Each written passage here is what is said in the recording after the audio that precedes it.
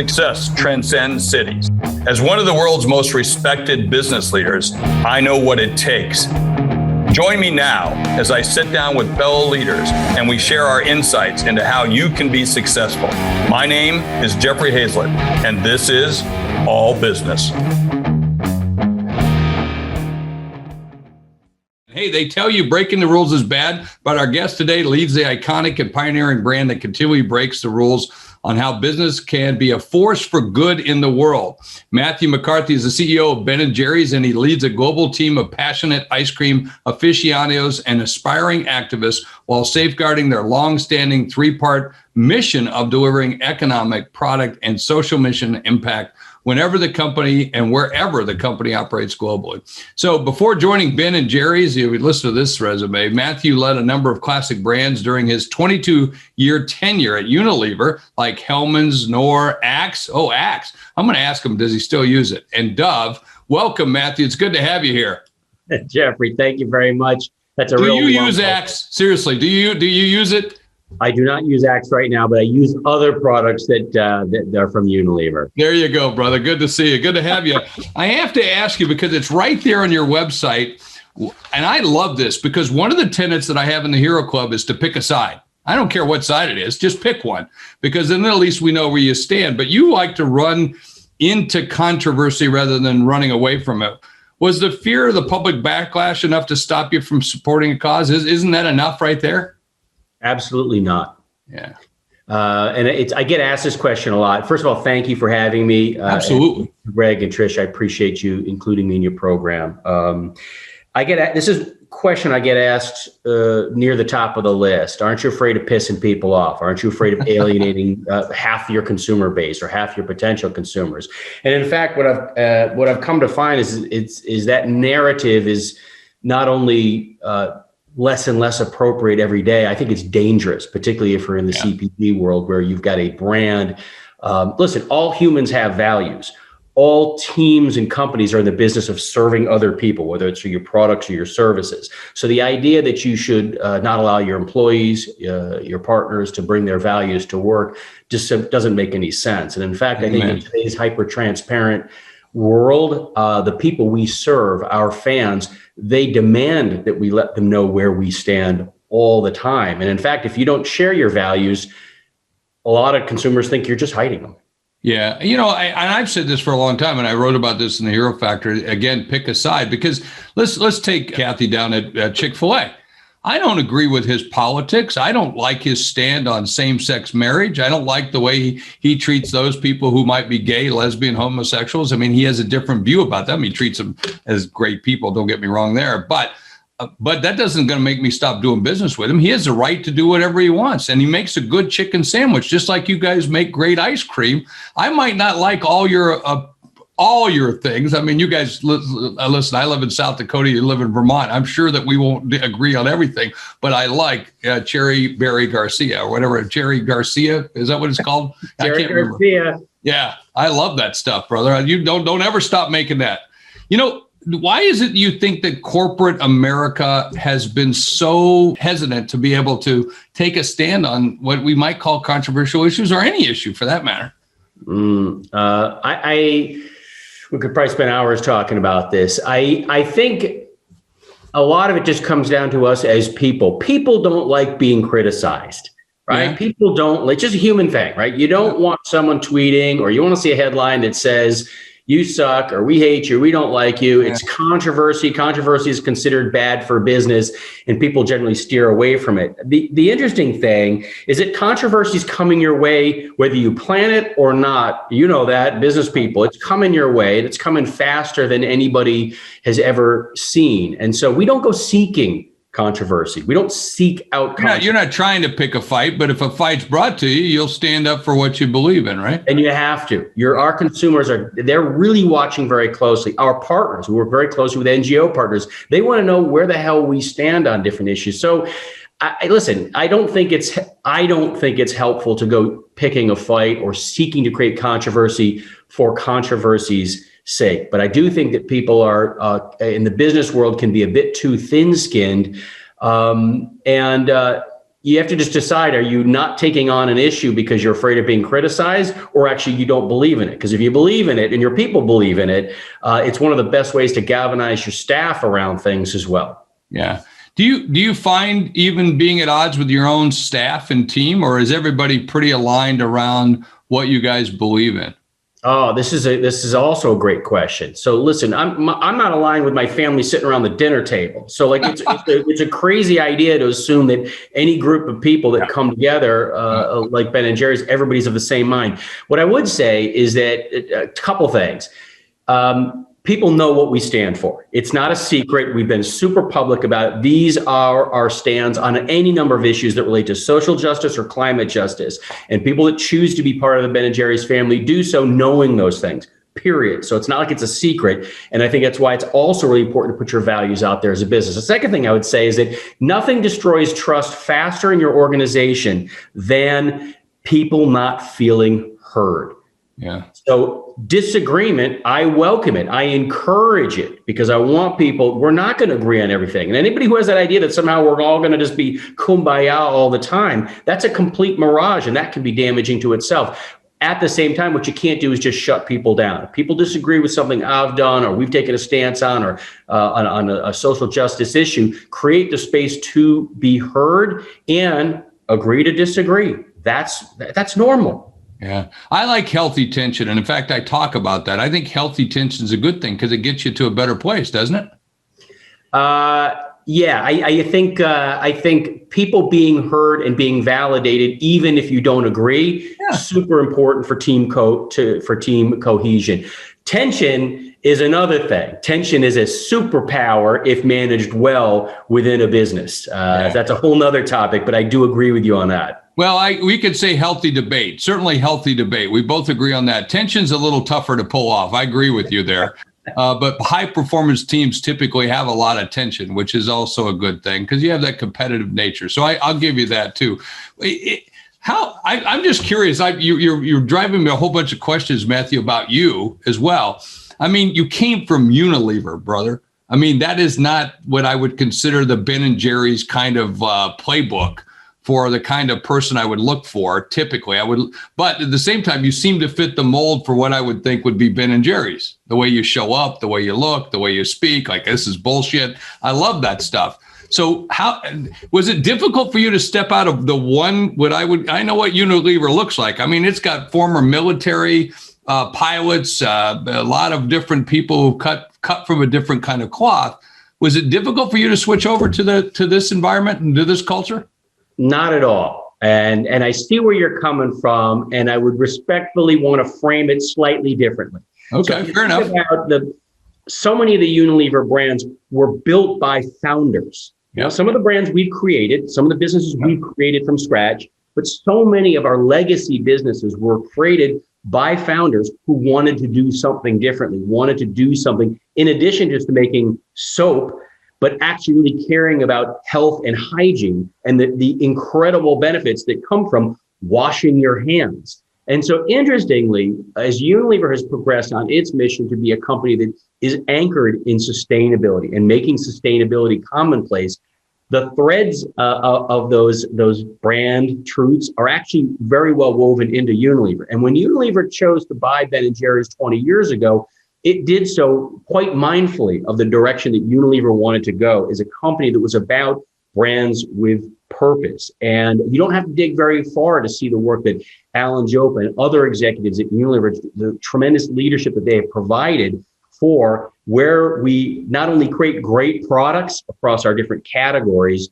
and divisions, but how do we actually infuse purpose into the things that we do? Ben & Jerry's just happens to be maybe a little bit more further out on some of those on those topics, but we're not as far apart from some of the other businesses and brands as you might think in terms of the posture and the strategy to make sure that purposes are what anchor our businesses, not just great products that lead their categories. I mean, how did that come up? Because of who you are and your background, when the job at Ben & Jerry's come up, everyone went and said, "Oh, we gotta talk to Matthew."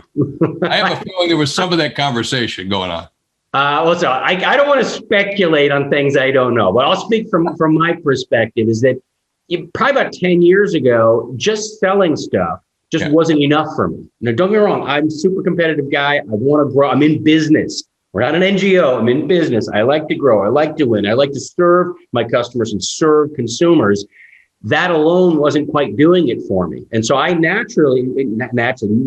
was finding that I wanted to do more with the businesses, do more with the brands, specifically through environmental, right? Environmental, animal welfare for some of our products that are agriculture or animal-based products or in agriculture, sustainable regenerative agriculture. And I started moving in that direction and just kept progressing that way. So Ben & Jerry's, you don't always know how the hell you get into a job, but once you get there, you sometimes go, oh, this makes sense. So I'm incredibly fortunate. I think I have a position of privilege to be part of the Ben & Jerry's legacy, particularly at this moment when we've got so many challenges, both on the business and the social justice and climate justice fronts. So what are the principles that you're living by at Ben & Jerry's? And do those differ across the whole Unilever brand company? So let me answer the second part first, is that building on that idea of brands with purpose, it's not BS.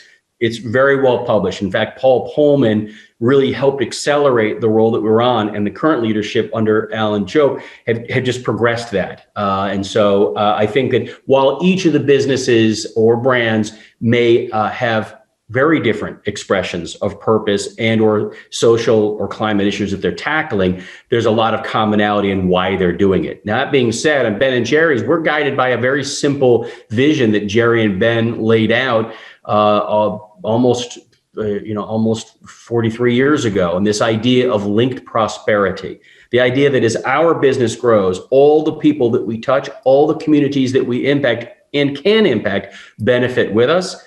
And that vision of linked prosperity is supported by our three-part mission: a product mission to make the best products in the best way possible, an economic mission to grow profitably and make sure that we are a thriving business that's healthy, and then also a social mission is for us to actually, that's kind of where we started. Your first question was, how do we bring our values and do business differently and make business part of the solution, not just doing less bad in the world?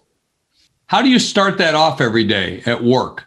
I mean, do you send out an email once a week, or how do you put that forth so that everybody gets it? Everybody's drinking, and I use the word Kool-Aid. They're drinking the Kool-Aid or eating the ice cream every single day and knowing this is what we're supposed to be doing. Yeah, that's a great question. I'm quite fortunate that I've got a tremendously talented staff, and I try to be a student of new power. And transition from a lot of the stuff that I learned from much of my career, which frankly is yesterday ways of leading around old power. And so a lot of my job is ensuring that we've got clarity of the tethers between the actions that everybody's taking every day, week, and month, and how does that link back to our three-part mission.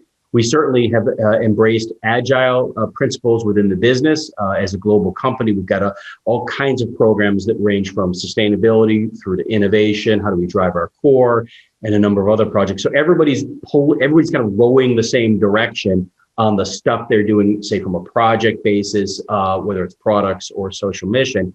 And then a lot of my job is actually getting the hell out of the way because the vision's crystal clear. It doesn't mean it's easy, but it's actually very clear. So when people are confused, or what about this, what about that, my job is to provide clarity. Clarity is power, and I want to provide that clarity. And then secondly, I want to help get barriers out of my team's way. So every day, to answer your question, is usually about ensuring there's clarity about what needs to get done, what does success look like, and then radically redistributing power within the organization and following my efforts to get barriers out of teams' way. And actually, in a lot of cases, asking them, what do they need me to do for them? Right? That's probably the biggest change. Again, let's boil things down. I grew up in a world, I spent a lot of years working where people were telling me what to do. And I was therefore learning that that's what leadership is about. I've had to shed a lot of that stuff. You know, there are times you got to be super clear, and there's decisions that I, as the CEO, that only I can take. But there's a lot of things that I don't need to be doing. But I was kind of taught, well, that's what CEOs do. And then the reality is no. You know, the higher you go, the less you know. Yeah. And I actually find that that's very much true, particularly with the speed of business. So I've had to recalibrate. How do I keep, 30 years of business experience relevant and fresh, but not smother my staff with old ways of thinking that everything needs to go through me, or I'm the grand poobah. That not only slows down the organization and decision making, it actually is a real turnoff to younger talent who have ideas and they need my help. They may not have all the answers, but they need guidance and they need freedom to actually do awesome stuff for Ben & Jerry's. Yeah, you can't make as much ice cream that way. There's no way. I always tell everybody, because my team will ask me, and I said, I don't know. I asked my very talented, good-looking, and motivated team. That's the way I try to live that. And the more I do of that, I find out that I get a lot more done. In fact, my new rule right now, Matthew, is following you is better than following up on you. Mm-hmm. And that's what I keep. Following you is better than following up on you, which means go do it, get it done, make it happen. I think that's important. Everyone has changed course in the last number of months. What was your biggest hurdle and how did you overcome it? I can imagine manufacturing was a little bit of an issue. Sometimes distribution could be a little bit of an issue. How did you change things?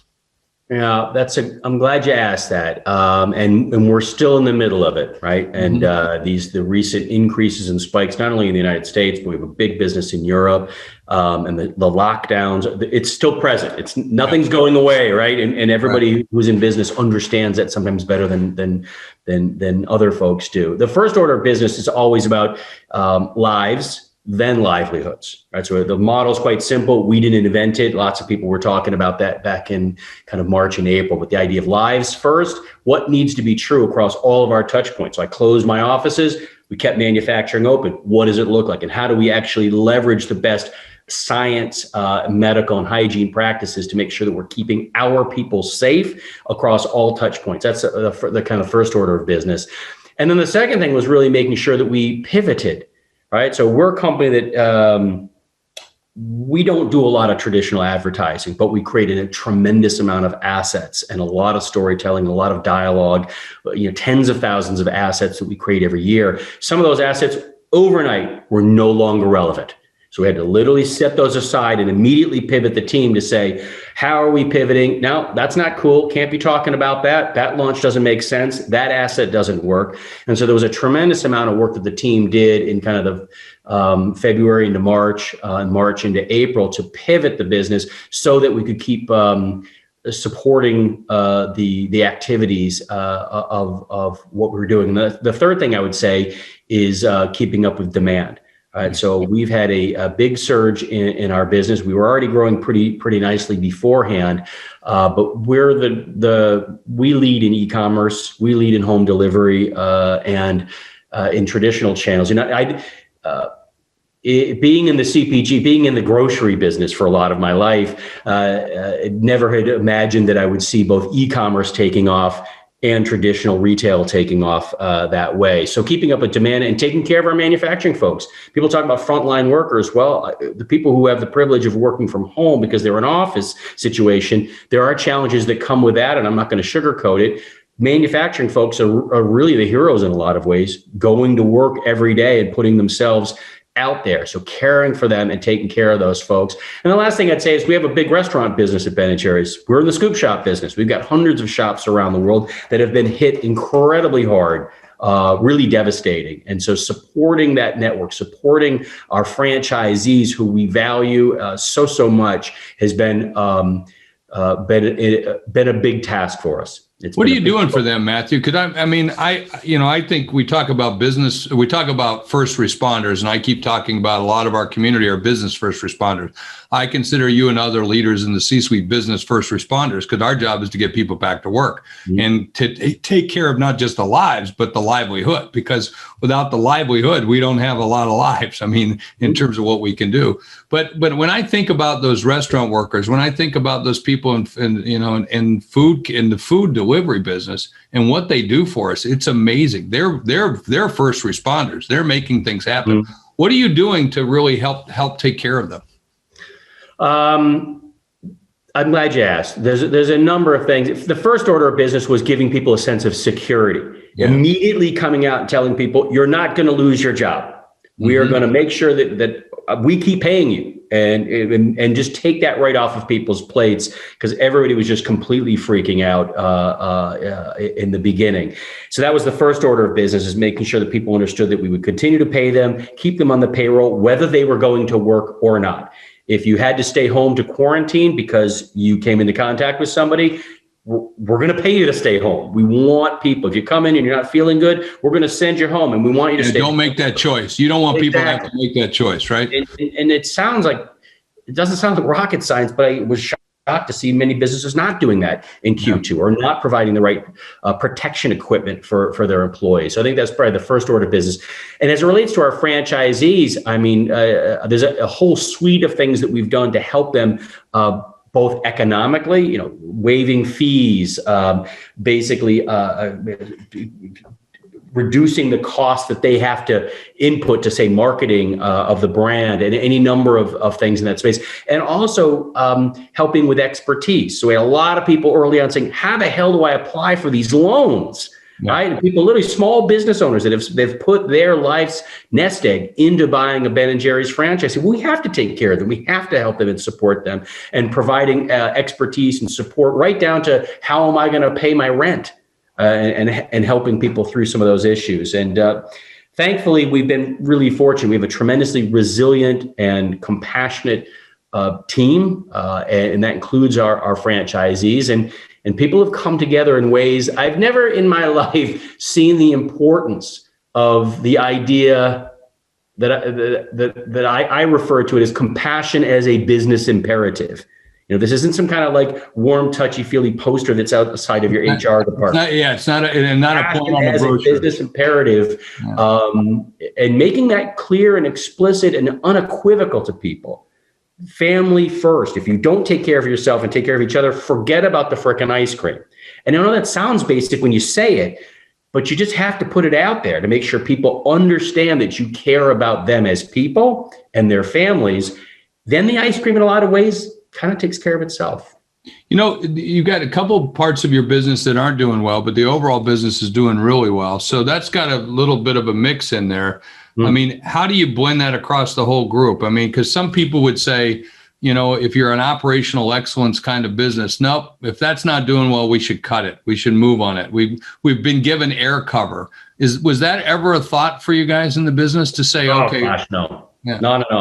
I'm glad you raised it. If you think Ben & Jerry's was started as an omni-channel business before it was cool to call things omni. Jerry and Ben started a shop about 2 miles down the road from where I am right now in a used gas station. And they were always in the business of people coming to them for ice cream, or for them to bring the excitement and the joy of ice cream to events and whatnot. So we've always been in the business of figuring out a way to get the joy of Ben & Jerry's ice cream to people and places. And when I think about, for example, our scoop shops that have been hit so hard, it's impossible to separate the value of the experience of going into a Ben & Jerry's and getting incredible service, getting an incredible product, and having just yourself, or you're with a significant other, or you're with your family, your kids, your grandparents.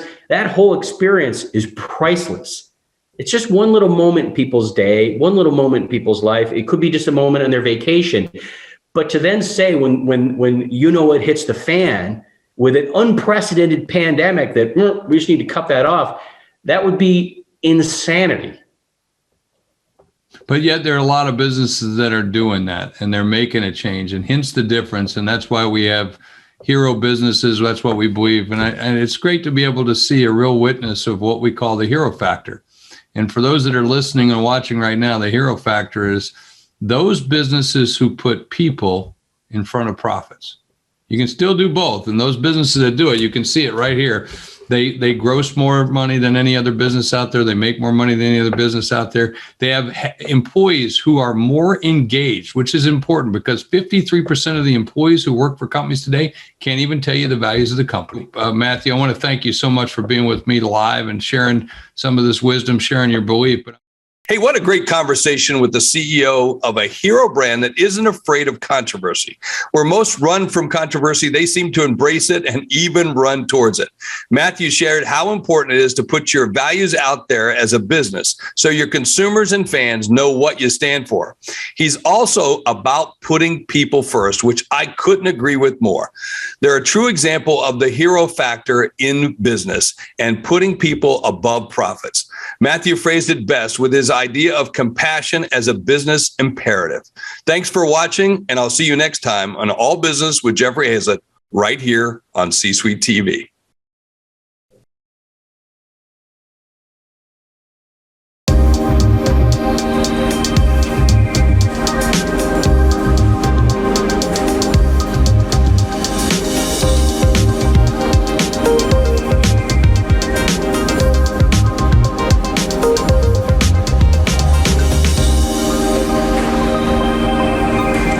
Welcome to Bestseller TV. I'm Taryn Winterbrill. We're here with Dawn S. Kirk. She is the author of Heartbeat Leadership: Empower Yourself, Engage Your Team, Impact Your Organization. Dawn, it's great to have you with us. Thank you. It's great to be here. So congratulations off the bat. This is your first solo book. So that's pretty exciting. Tell us why this topic and, why. I'm always curious, as a first-time author, what's the impetus and, the motivation to write about, this subject matter?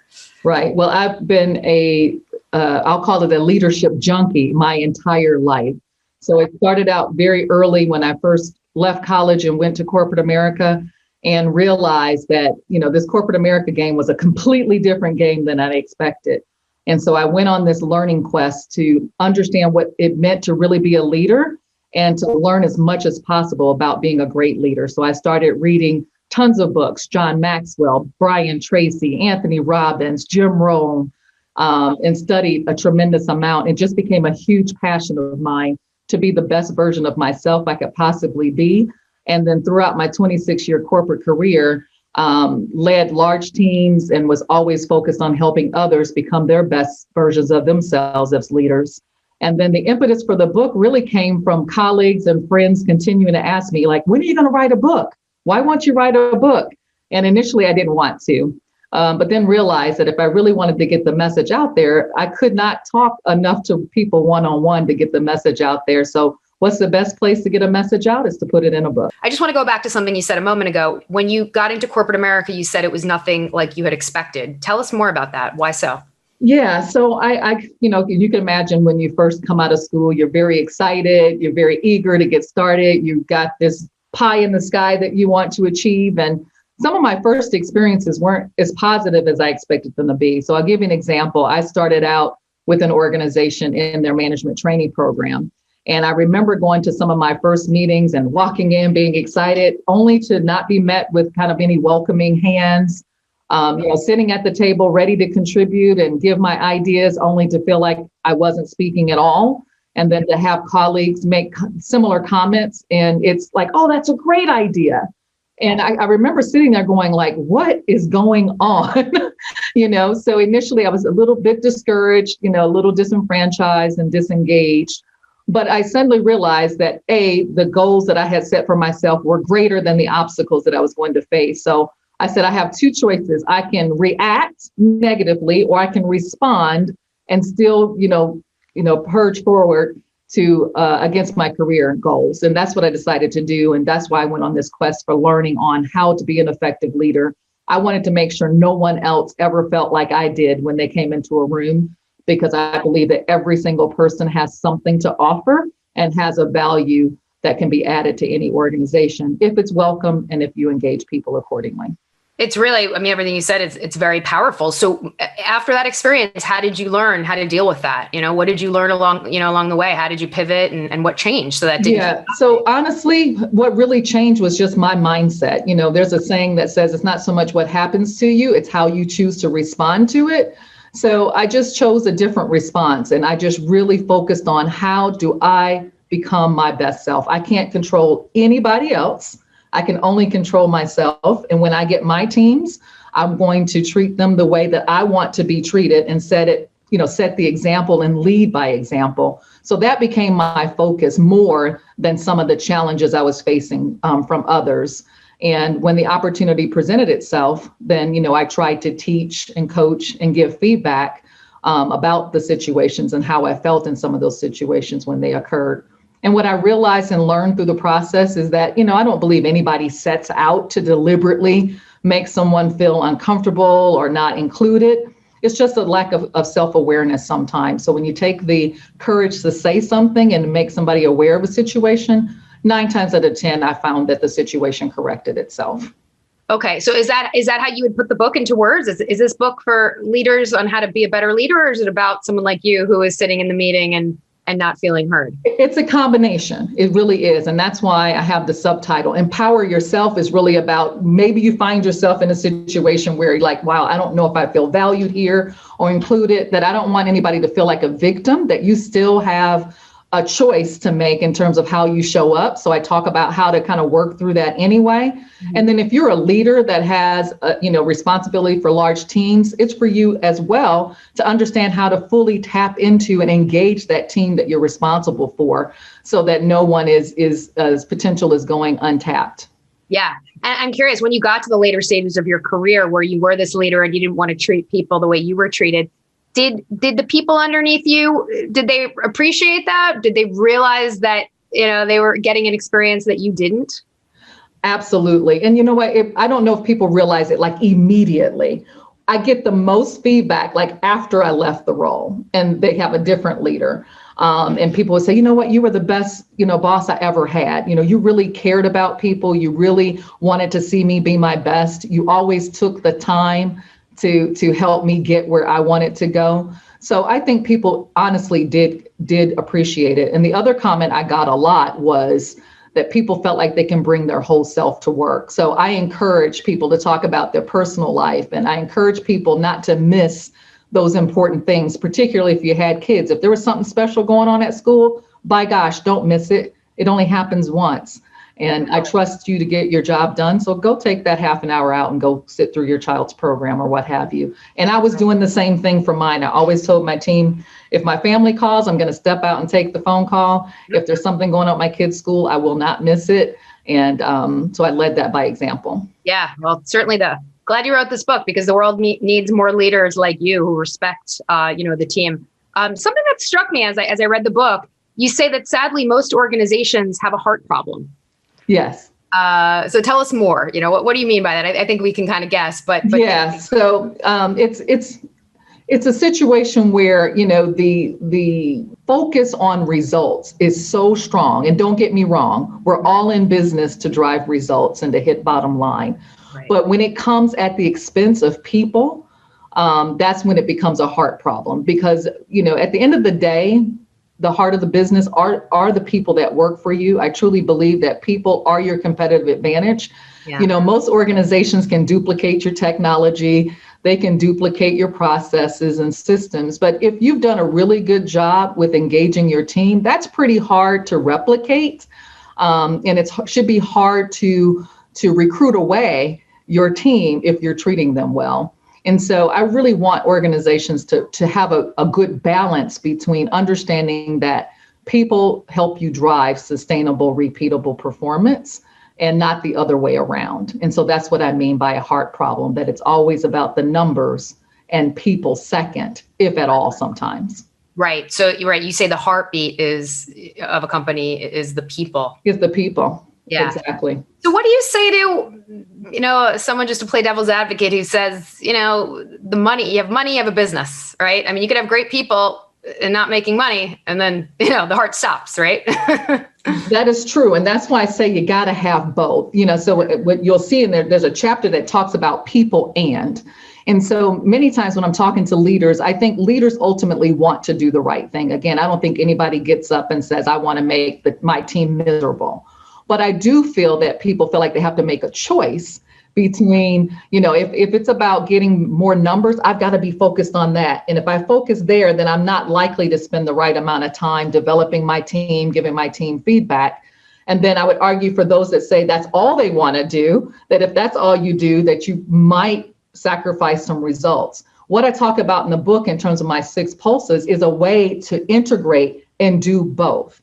So you can't do ors, you have to do both. And when you do both, even for the companies that are saying, hey, I'm getting great results and I'm not doing all of this people stuff that you're talking about, I would submit to you that you would be doing even better if you were to implement some of the people elements of this, because they'll go the extra mile when they feel engaged and they feel valued, and they're there to get from the organization what they came to get, and they're progressing their careers as well. The sky is the limit at that point. Yeah. But what about the juggernaut companies, like Apple, Amazon, Google, Facebook, that, I feel like do you think they're really concerned at this point about the people as much as the bottom line? It's hard to say. I mean, I haven't interacted with them to be able to say 100% no, they're not caring about people, but is there always an opportunity, I think, to think more with a people lens first versus a bottom line? I think so. And that doesn't mean that they're bad companies. It's just maybe an opportunity to, maximize and transform the results even to the next level. If they will really engage every individual's talents that they have on the team, I'm sure some are going untapped just by default. And you said there's a quote I like. You say any complex problem can be solved through people. Yes. So I was curious, any real life examples you can share with us, something that you experienced.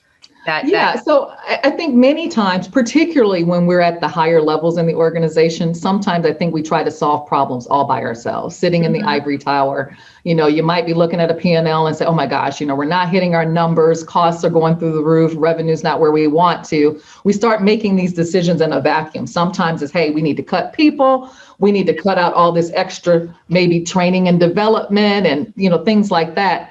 And the example I would give is, before you start cutting things, is this an opportunity to engage the team closest to the problem and find out what they have to say about it? Because I found that 9 times out of 10, the people closest to the problem have a whole lot of solutions. They even know how to fix it, but because they have not been asked, they don't offer it. So they just keep doing what they've always been doing, or maybe they've given the idea in the past and it was ignored. So they just say, you know what, I'm just going to do the bare minimums and we're just going to keep going through the motions. And maybe one day, somebody will fix this, but they won't take the ownership to try to help you. And so that's what I mean by how can you engage the teams closest to the problems to help you find the best solutions. Right. And I'm curious, how did you come up with this whole heart metaphor? You have 6 pulses of heart leadership, and then you have some P alliteration. You have priorities, preparation, people, processes, performance, and promotion. Say that 3 times fast. Yeah, try that. So I've kept saying this phrase. Actually, I had a coach as well. So, I coach other people, but I had my own coach. And he was pushing me about this book, right? And I was like, I just don't think it's that complicated, that it's worth putting in the book. And he's like, well, I can show you a lot of best-selling authors that have simple concepts at the end of the day. If it was that simple, everybody would be doing it. And we were just talking, and he was writing on the whiteboard. And I kept saying, people are at the heart of the business, like they're the heartbeat of the business. And he kept saying, I think you can play on that heartbeat analogy. And so that stuck with me from that session about, how can I use, the analogy of how important the heart is to the body as people are to the business or to the organization that you're running. And it really started to crystallize for me that, this is a great metaphor that I think people could identify with. And we all want to take good care of our hearts, right? It's essential to life at the end of the day. Mm-hmm. But I was just curious, why the letter P alliteration? Was there another letter you were considering, or was it just happenstance? I think I try to do things that help people remember things. And so I started with pulses. So I tried to think about terms that were, what's the word I want to use? Acronyms or synonyms to heart. Like, what are all the complementary terms to heart? So we came up with pulses, and, that term kept coming. And I had a bunch of different words, and I wanted them all to start with the same letter. So I played with it for a long time. And I thought, pulses start with a P. Can I put this framework in the same, vein using the first letter as a P? And it worked. Yeah, it's cute. So, I heard you say your coach pushed you. There was another P, which maybe. Yeah. And extra chapter. Exactly. I'm curious. So who is this book best suited for? Is this someone looking to become a leader? Is this someone in a leadership position who's trying to be a better leader? Who do you think is the ideal target market? Ideally, it's a person in a leadership role already, whether it's their first time being in a leadership role, or frankly, it can go to the CEO of an organization. And actually, I really want the higher level executives to pick up this book, because I think sometimes when you reach the higher levels of leadership, sometimes you think you've arrived. There's nothing else I need to do to better my leadership style. And I, having worked at many different levels in the organization across many different functions and two, Fortune 100 companies, I see a lot of opportunity. And today I coach in Fortune 50 companies, and sometimes my mind is still blown away by some of the stories that I hear. And at the heart of them, no pun intended, it's a leadership issue. And so I just think we have an opportunity to continue to learn and to become more self-aware about how we come across to others. And I think sometimes we have blind spots. And I'd like our higher level leaders to take a look and say, is there an opportunity for me to lead even at a higher level than I believe I'm already? Right. So you mentioned coaching. So you've since left the corporate world? I did. I left the corporate world. It'll be 3 years in February. Okay. And I started my own coaching and consulting and leadership development firm, strictly out of the fact that my entire career I've done this work, and I wanted to do it at the next level and be totally focused on coaching and leading and developing teams and organizations. So yes, it's been almost 3 years. I'm absolutely loving it. And the book, I really hope opens up some additional opportunities, from a speaking and inspiration and motivational perspective, as well as just helping larger teams learn to work together to optimize results and optimize leadership development. Absolutely. Well, it's an easy read just because it's relatable. We all know how, we all have a heart, and you make it very user friendly, and especially for your first book, it's really wonderful. And by the way, I meant to tell you, I love the background. Those are some beating hearts. Yes. Yeah, I did a launch event a couple of weeks ago, and I had a person that I worked with, and she had all these great ideas. So I thought I'd bring them to help spruce up the background today. It does. Well, again, the book is great, and you're onto something. And we can't wait for the next book and the next organ. Yes. Yeah. Somebody asked me and just real quickly, I have already submitted my second outline for my second book, and I'm contemplating, building on the Heartbeat Leadership brand and just having a new subtitle and kind of continuing the thing. So we'll see what happens. Yeah. Keep us posted. All right. Thanks again, and congratulations. Thank you. And if you'd like more information on the book, just check out our website. It's c-suitebookclub.com, c-suitebookclub.com. I'm Taryn Winterbrill. Thank you for watching. We'll see you next time right here on Bestseller TV.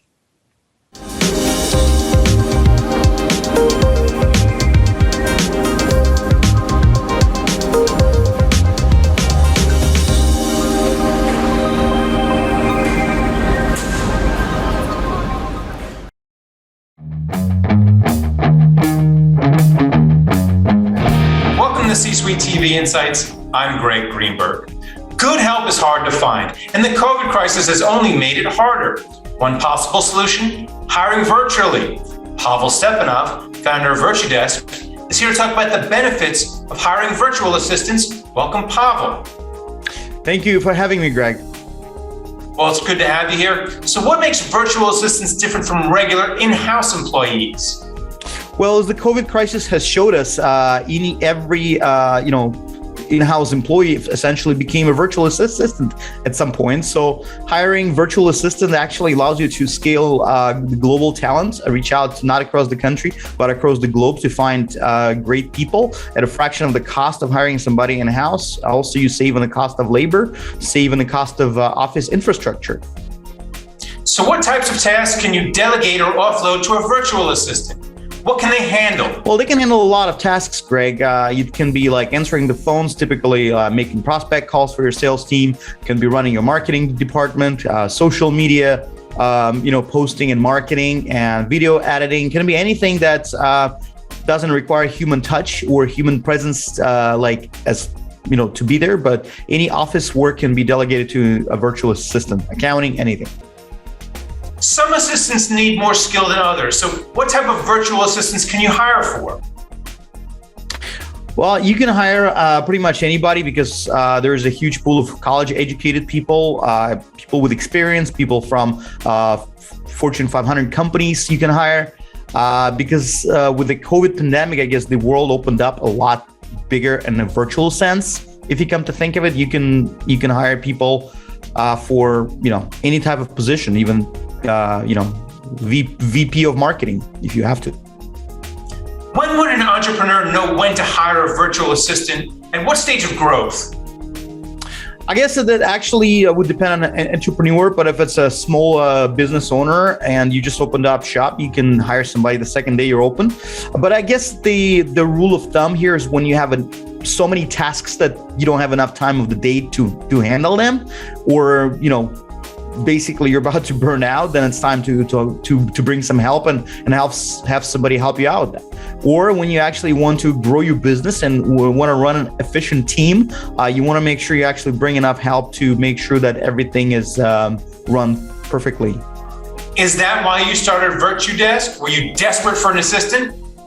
That's right. I was running a real estate brokerage out of Seattle where we had real estate agents needing virtual assistants, and I was helping them to get some people from the Philippines, and that's how the idea of VirtuDesk started, by actually me providing them with qualified virtual assistants for real estate businesses, and then I started offering this across the country. And then finally, how would an entrepreneur go from hiring one virtual assistant to hiring 2 or 3? So how does one build a virtual team, if you will?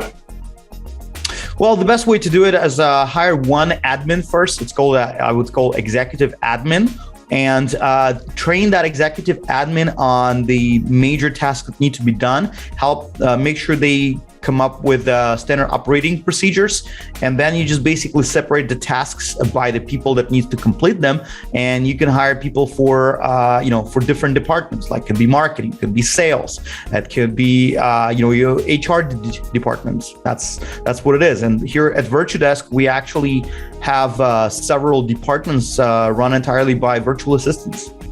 All right, well, thanks a lot for coming on and talking about it. And thank you for watching C-Suite TV Insights. I'm Greg Greenberg.